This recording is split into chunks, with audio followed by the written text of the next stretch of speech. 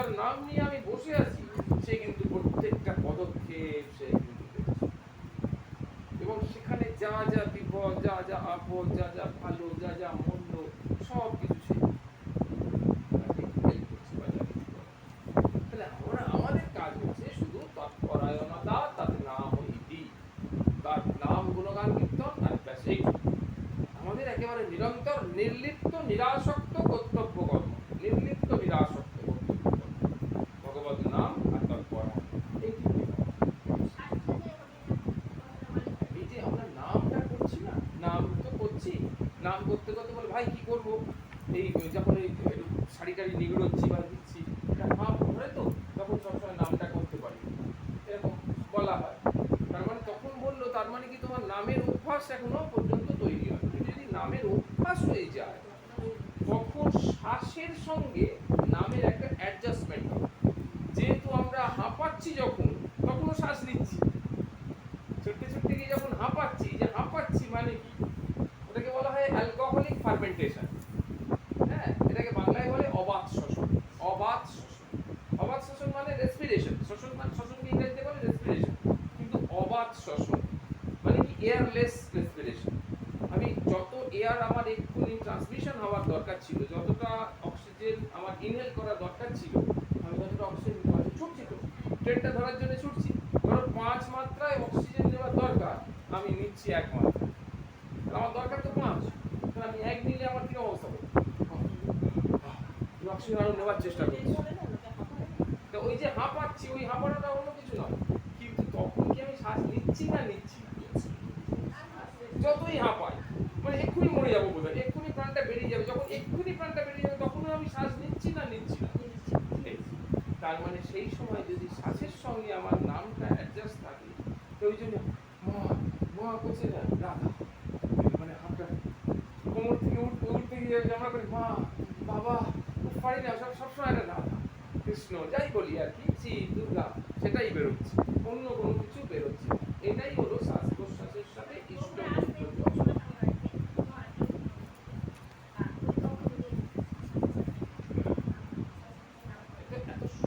সহজ ব্যাপারটা নয়, কিন্তু আমাদের চেষ্টা করতে হবে শ্বাসে শ্বাসে হোক বা না হোক, অন্তত যেন সেটা হয়। হ্যাঁ হয়, মানে consistent chanting of the Holi name, consistent, সবসময় জিহ্বা যেন রোটেট হতে পারে। হ্যাঁ, রটনা শব্দটা হচ্ছে যে রটনা, আমরা রটনা বলতে কি বলে, যা কিছু রটে, যা কিছু ঘটে তার জন্য রটনা বলে না। রটনা শব্দের অর্থ হচ্ছে জিহ্বার আন্দোলন, মুভমেন্ট অফ দ্য টাং। এই টাং মুভমেন্টটা ভেতরে চলছে। কথা বলছিলাম, একটু গ্যাপ পেলাম, চুপ করে প্রশ্নটা বলছিল, আমি তখন কি চুপচাপ আছি, আমার মতো আমি শুনছি, কথা শুনছি, কিন্তু আমার কথা এই যে কনসিস্টেন্ট নামটা, এটা আমাদেরকে তৈরি করবে। ঠিক আছে, বোঝা যাচ্ছে জিনিসটা? তাহলে কি বলবো যে না, সেটাও আমাদের পূর্বজন্মের কর্ম অনুযায়ী, ভালো করলে ভালো, খারাপ করলে খারাপ, এইরকমই ফল হয় এবং সেই অনুযায়ী পরজন্ম হয়। স্বামী বিবেকানন্দ বলেছে, স্বার্থের জন্য কৃতকর্ম দাস সুলভ কর্ম, আর কোনো কর্ম স্বার্থের জন্য কৃত কিনা তার পরীক্ষা এই যে প্রেমের সাথে যে কোনো কাজ করা যায় তাতেই সুখ হয়ে থাকে। দেখতে পাচ্ছেন, প্রেমের সাথে ভালোবেসে যদি কোনো কাজ করি তাহলে সুখ হবে, আর যদি স্বার্থ নিয়ে কোনো কাজ করি তাতে হবে না। প্রেম প্রণোদিত এমন কোনো কাজ নেই যার ফলে শান্তি ও আনন্দ না আসে। তাহলে ভালোবাসার সঙ্গে প্রীতিপূর্বক যে সামান্য চা করে দেওয়া, সামান্য মানুষকে বসতে বলা, তার জন্য সামান্য কিছু করা, তাতেও সুখ শান্তি আনন্দ প্রীতি তৃপ্তি সব আসবে যদি আমরা ভালোবেসে।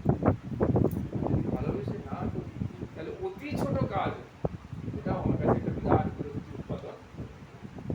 অর্জুন ও কৃষ্ণের শাস্ত্রানুকল্পিত কথোপকথন, এটা খুব সুন্দর জিনিস, একটা নতুন ইন্ট্রোডাকশন, এতদিন কোনোদিন হয়নি, এটা একটা নতুন, দেখো কি সুন্দর।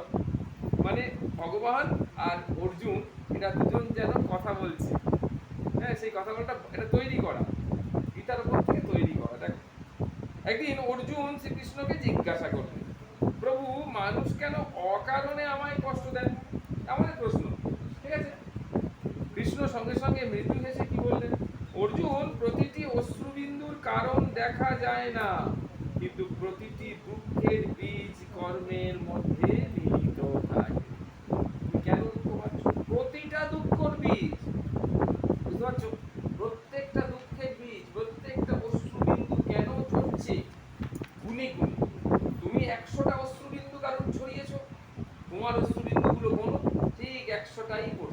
একদম 101টা যাওয়ার আগেই বন্ধ হয়ে যাবে। কেউ হয়তো এসে মাথায় টাথা হাত বুলিয়ে দিল, খেলো না বন্ধ হয়ে যাবে।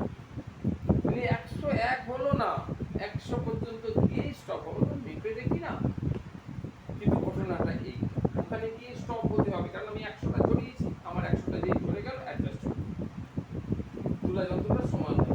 বুঝতে পেরেছো? এই তিনি আরো বললেন, আর যে তোমাকে কষ্ট দিচ্ছে সেও তার কর্মের দ্বারা আবদ্ধ। বুঝতে পারছো? কর্মের দ্বারা আবদ্ধ, হ্যাঁ, কারুর পার নেই। হ্যাঁ, কর্মের দ্বারা আবদ্ধ, তোমার কর্মকে শুদ্ধ রাখো, ব্যাস হয়ে গেল কথা, বলা শেষ। প্রেসক্রিপশনে বেশি কিছু লিখবো না, বিশাল প্রেসক্রিপশন। একেবারে লিখলো 1 নম্বরে মাথা যন্ত্রণার ওষুধ, 2 নম্বরে পেটের যন্ত্রণার ওষুধ, 3 নম্বরে পায়ের যন্ত্রণার ওষুধ, এর উপরে যেটা লেগে যায় ব্যাস ডাক্তার ফেমাস হয়ে গেল। সেটা সিস্টেম। বেশ 5-7টা ওষুধ দিয়ে দিল, কোনো না কোনো একটা তো লাগবেই। হ্যাঁ, পরে তো ডাক্তারবাবু আপনি কি ওষুধ দিয়েছেন, একদম ফাটাফাটি, আমার আমি একদম পুরো ফিট আছি। ডাক্তারবাবু কোন ওষুধটা পুরো কন্টিনিউ করেছেন? বলি 4 নম্বর ওষুধটা এখনো কন্টিনিউ করে যাচ্ছে। ঠিক আছে, ওটাই কন্টিনিউ করুন, বাকিটা বন্ধ। তাহলে বুঝে গেল যে ওইটাই হচ্ছে ভুল ব্যাপারটা।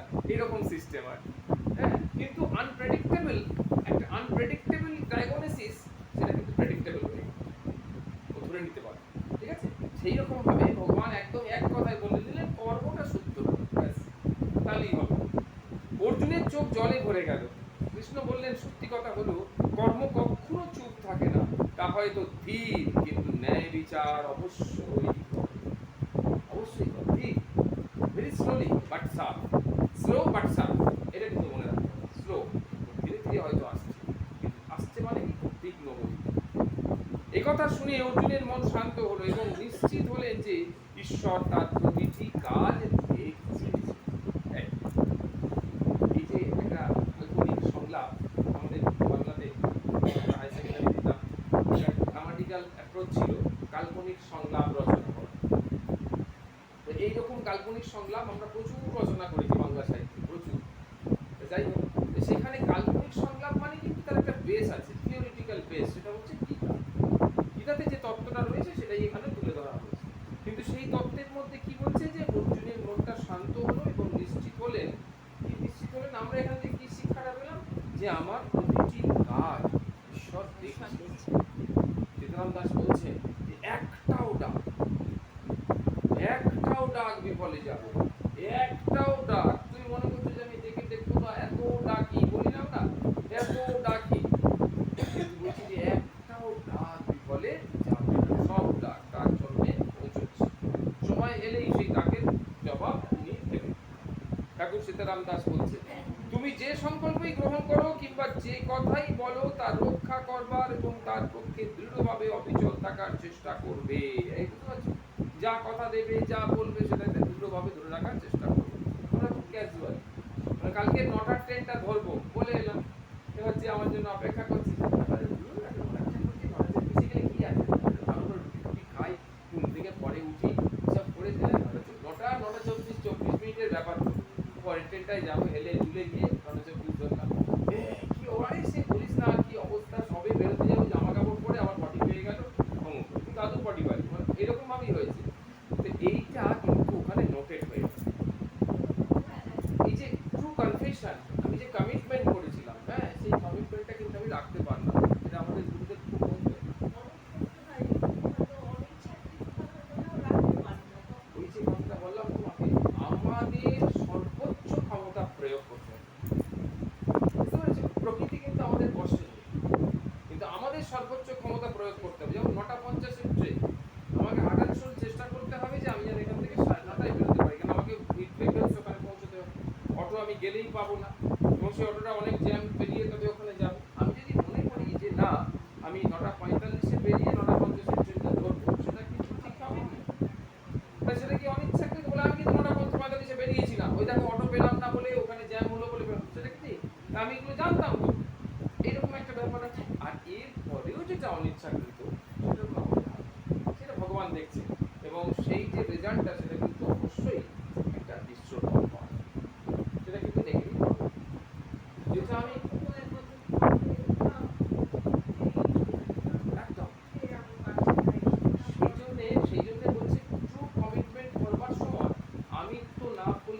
পাচ্ছ প্রয়োগ করতে বললেন, তুমি আমাকে আসতে বলছো, আমি চেষ্টা করি, আমি 9টার ট্রেনটা ধরতে চেষ্টা করবো, কালকে 9টার ট্রেনটা ডান এই বলে চলে এলাম, ব্যাস খান একদম পরের দিনটা 9টার ট্রেনটা ধরা হলো।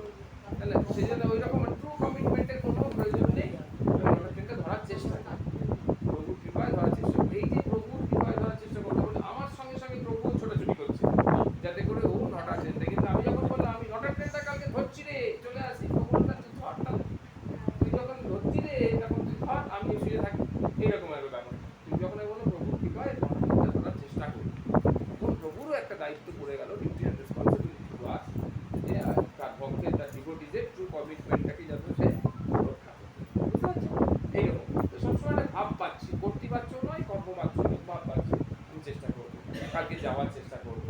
আমি কিন্তু জানি আমার মন কনফার্ম যে আমি কালকে যাবো, সেরকম আমি চেষ্টা করেছি, কিন্তু মুখ দিয়ে বলছি আমি চেষ্টা করবো।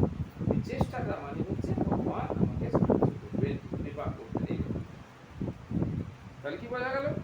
যে তুমি দৃঢ়ভাবে অবিচল থাকার চেষ্টা করবে, যখন এই সাধনায় সিদ্ধি লাভ করবে তখন তোমার অভিষ্ট কখনো ব্যর্থ হবে না।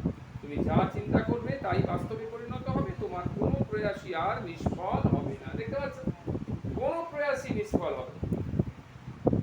আচার্য স্বামী প্রণবানন্দজি মহারাজ ইনি ভারত সেবাশ্রম সঙ্গে যিনি প্রতিষ্ঠাতা, তিনি বলছে ধর্ম মানে যা ধারণ করে, যে শক্তি মন বুদ্ধি চিত্ত অহংকার প্রভৃতি অন্তরিন্দ্রিয় বা সূক্ষ্ম শরীরকে ধারণ করে আছে তাই হলো মানব ধর্ম। আর যে শক্তি জীবাত্মা রূপে জীব দেহে বর্তমান রয়েছে এবং অন্তর্যামী সাক্ষী রূপে সর্বভূতে বিদ্যমান তা হলো আত্মধর্ম বা পারমার্থিক ধর্ম। তাহলে দেখা যাচ্ছে ধর্মকে আমরা দুভাগে দেখলাম, একটা হলো মানুষ ধর্ম, একটা হলো পারমার্থিক ধর্ম বা আত্মধর্ম। যে ধর্মটা কি করছে না মন বুদ্ধি চিত্ত অহংকার বৃত্তি এসব সূক্ষ্ম দেহকে ধরে আছে সেটা হচ্ছে মানস ধর্ম, আর যেটা আমাদের অন্তর্যামী সাক্ষী রূপে ভগবানকে ধরে আছে সেটা হলো পারমার্থিক ধর্ম। তাহলে স্থূল বা সূক্ষ্ম যে কোনো শারীরিক বা মানসিক ধর্ম তার নিত্যকাল স্থায়ী, নিত্যকাল যতদিন আসবো পৃথিবীতে ততদিন পর্যন্ত, এভার এটারনাল। পারমার্থিক ধর্ম শাশ্বত এবং সনাতন, নিত্য অবিনাশী, এর কখনো ধ্বংস হয় না। এই সনাতন নিত্য ধর্মই হলো প্রকৃত ধর্ম, রিয়েল রিলিজিয়ান।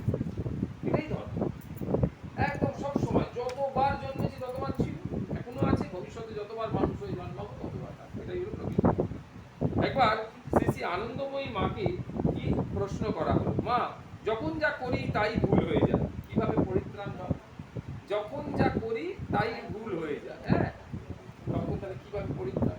উত্তরে মা বললেন, কিছু করো কিনা তাই ভুল হয়, কিছু করো তো সেজন্য, যারা করে না তাদের ভুল হয়, তুমি কিছু করো তো তাই জন্যই ভুল হয়, করো বলেই ভুল হয়, কারণ করছি বলেই দুটো অপশন চলে আসছে, ভুল না ঠিক, পারফেক্ট ইমপারফেক্ট দুটো চলে আসছে। যদি না করে জগন্নাথের মতো বুঝতে থাকি তাহলে কি আমার কিছু হবে, কোনো ভুল আসবে বা ঠিক আসবে, নিখুঁত অনিখুঁতের প্রশ্ন আসবে? তাই কি সুন্দর একদম পুরো ইন্ট্রোডাক্টরি সেন্টেন্সটা কি বলছে, কিছু করো কি না তাই তাই ভুল হয়, কর্ম করলে তা কিছু কিছু দোষযুক্ত হবেই, অবশ্যইটা দেখেছো লাস্টে অবশ্যই হবেই। সেই জন্য দেখা যায় যে শাস্ত্রে যেমন কর্মের বিধি আছে, আবার তা ঠিক ঠিক পালন করতে না পারলে যে দোষ হয় তা খণ্ডনেরও উপায় আছে। কর্ম করতে দোষ হয় দেখে কর্ম ত্যাগ করতে নেই, কর্ম দোষ হবে তাহলে আমি কর্ম করবো না, রুটি করলেই যখন তোমাদের পছন্দ হচ্ছে না আমি রুটি করবো না, এরকম ব্যাপারটা নয়, যাতে তা নিখুঁতভাবে হতে পারে সেই চেষ্টাই করা উচিত। মা শারদা রুটি বেলছেন আর মায়ের একজন সেবক হচ্ছে নামময় মহারাজ, তিনিও রুটি বেলছেন, হ্যাঁ, আর রুটিগুলো সেঁকা হচ্ছে, গোলাপ মা সেঁকছেন ওখানে বসে বসে, ও রুটি দিচ্ছে সেঁকছে, এ রুটি দিচ্ছে সেঁকছে। এবারে গোলাপ মা হঠাৎ করে বলে উঠেছে, মা রামময়ের রুটিগুলো খুব সুন্দর ফুলছে, হ্যাঁ খুব সুন্দর ফুলেছে, তোমারটা এরকম হচ্ছে, যেই বলেছে মাথা মনে থাক তাহলে রামময় করুন রুটি, আমি আর করবো বলে মা একদম সরল বালিকার মতো রুটি করাচ্ছে। তো রামময় মহারাজ সে মাকে বলছে, আচ্ছা মা তুমি দেখি ভারী বোকা, আচ্ছা গোলাপ মা কি করে বুঝলো যে কোনটা রামময়ের রুটি আর কোনটা মায়ের রুটি? কি সংসার ছেড়ে দিল? মা বললো, হ্যাঁ তা তো বটে, হ্যাঁ ঠিক বলেছে, গোলাপ কি করে বুঝলো কোনটা আমার কোনটা রামময়, কি করে বুঝলো? এই যে এই যে ব্যাপারটা এইটি আমাকে দেখতে হবে, এই সরলতা একদম ভগবান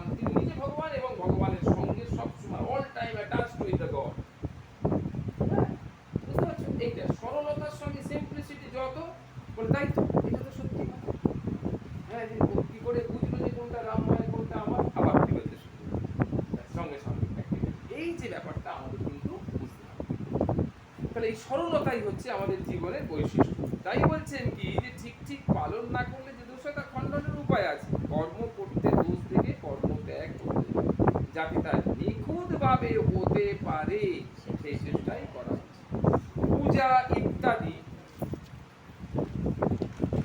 কর্মের আরম্ভ আছে, মধ্য আছে, আবার শেষ আছে। অনেকে দিন আসতেছে না,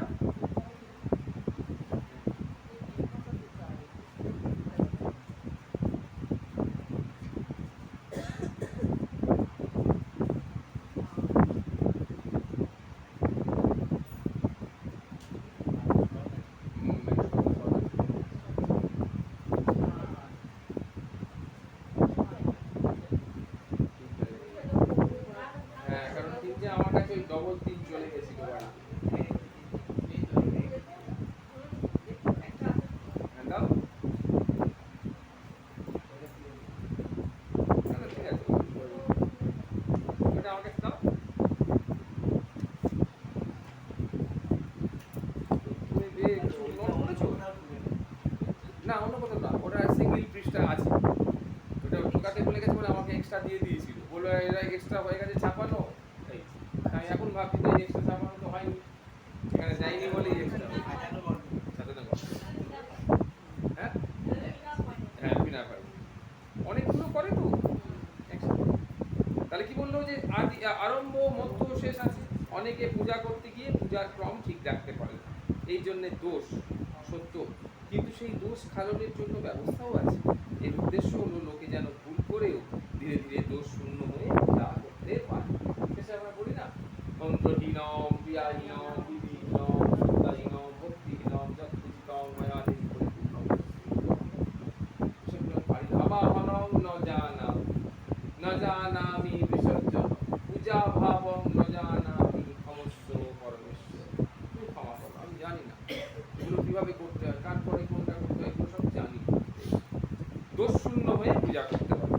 একথা ভক্ত শুনে বলেছিলেন, তাহলে ভাবের পূজাই ভালো, তাতে কোনো দোষ থাকার সম্ভাবনা নেই। মা একথা শুনে বললেন, তা ভাবযুক্ত পূজা তখনই নির্দোষ যখন যা প্রকৃত ভাবযুক্ত হয়, কিন্তু ভাবটি যদি বাহ্য ভাব হয় তবে কিন্তু ভাবযুক্ত পূজারও দোষ হয়ে থাকে। আমার ভাব উৎপন্ন হয়নি, আমি একবার নেচে কুঁদে আরতি করে একদম অস্থির হয়ে গেছি, পঞ্চপ্রদীপের তিনটে প্রদীপ নেমে গেছে, আমি নাচছি, চৈতন্য হয়ে যাচ্ছি। ওটা বাহ্যিক। সবসময় দেখতে হবে যে এই যে ভাবটা, এই ভাব উৎপন্ন করা, নাচা গান এসব করার উদ্দেশ্য হচ্ছে ভগবানের প্রীতি উৎপাদন।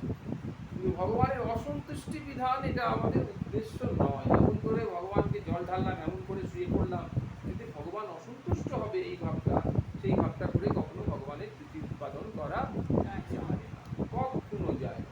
চারটি সন্দেশ শিবের মাথায় লেপে দিলাম, হ্যাঁ হ্যাঁ, সন্দেশের চটকে খানিকটা লেপে দিলাম, একটা বাতাসা এনে শিবের মাথায় রেখে তার উপর জল ঢাললাম, বাতাসাটা গলে পুরো পড়ে গেল শিবের মাথায়। এগুলো কোনোটাই প্রীতি নয়। শাস্ত্রে বলা আছে যে একদম প্রত্যেকটা উপাদান যখন দেওয়া হচ্ছে তারপরে জল দিয়ে স্নান করা বলছে ওম নমো ঈশানায় নমো। ঈশানায় কি চান করানো হয়, কি দিয়ে? না, দুধ দিয়ে।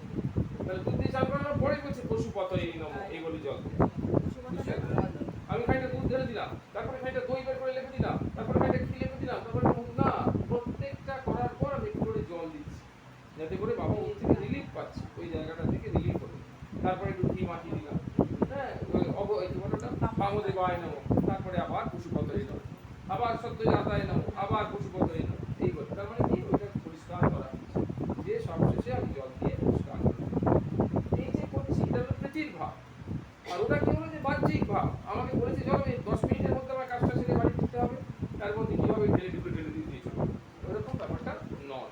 তাই এখানে বললো যে তুমি মানুষ পুজো করার